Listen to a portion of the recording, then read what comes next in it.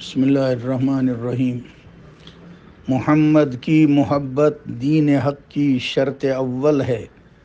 محمد کی محبت دین حق کی شرط اول ہے۔ یہ ہم مسلمانوں کا عقیدہ ہے کہ محمد رسول اللہ صلی اللہ علیہ وسلم اللہ کے بعد سب سے عظیم شخصیت ہے۔ بعد از خدا بزرگ تو یہ قصہ مختصر۔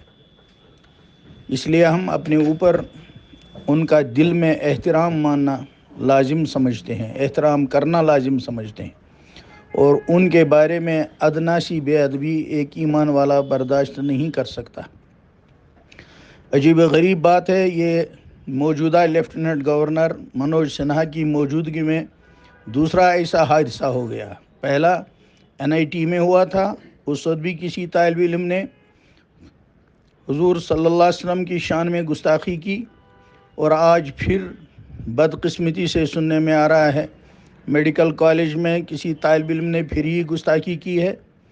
ہم سمجھتے ہیں کہ اتنی تاخیر اس معاملے میں کرنا اور کسی سزا کا سامنے نہ آنا، تحقیق نہ ہونا، تو یہ لاپرواہی کے سوا اور کیا قرار دیا جا سکتا ہے؟ گورنر صاحب، ہم مسلمان ہیں، ایمان والے ہیں، آپ ہمارے جذبات کا امتحان مت لیجئے۔ آپ کی سب چیزیں بعد میں ہیں، پہلے اس کو دیکھیے۔ یہ ایڈمنسٹریشن میں سب سے اہم معاملہ ہے۔ مسلمانوں کا محمد رسول اللہ صلی اللہ علیہ وسلم سے تعلق دل کا تعلق ہے۔ اس بارے میں ہم کوئی سستی اور کوئی بدتمیزی برداشت نہیں کر سکتے۔ جب ہم دیگر مذہب والوں کے احترام کی تلقین کرتے ہیں، ہم لوگوں سے کہتے ہیں کہ تمام مذہب والوں کے بڑوں کا احترام کیجیے، پھر کیوں نہیں آپ اپنی ذمہ داری پوری کرتے؟ 24 گھنٹے گزر چکے GMC کے مسئلے پر، جہاں کسی نے حضور صلی اللہ علیہ وسلم کی توہین کی ہے۔ صرف میڈیکل کالج کے گیٹ بند کرنے سے اور پولیس چاروں طرف سے لگانے سے آپ کیا چاہتے ہیں؟ کہ اور زیادہ جذبات بڑھیں اور ابال آ جائے؟ مہربانی کر کے اپنی ذمہ داری کو محسوس کیجیے۔ آغا سید روح اللہ صاحب، صرف ایک ٹویٹ سے کام نہیں چلتا ہے کہ آپ ریکویسٹ کریں، یہ سب ٹھیک نہیں ہے۔ مطالبہ کیجئے جیسے مطالبہ کرنا چاہیے۔ یہ ایمانی مسئلہ ہے اور اس میں کسی ایک فرقے کا مسئلہ نہیں ہے۔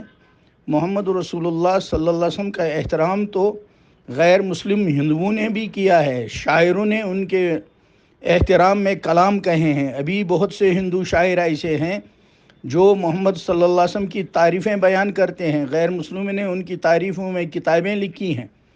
اب کوئی شخص آپ سری نگر میں کسی کالج میں لا کے ایسا رگ دیں، کہاں کا ہو وہ، اور وہ اس طرح سے فتنہ فساد برپا کرے اور آپ اس کے بارے میں کوئی واضح ایکشن لینے کے موڈ میں نہ ہوں، تو یہ بہت بدقسمتی کی بات ہے۔ میں رحمت اللہ بول رہا ہوں، دارالعلوم رحیمیہ بانڈی پورہ کا ناظم۔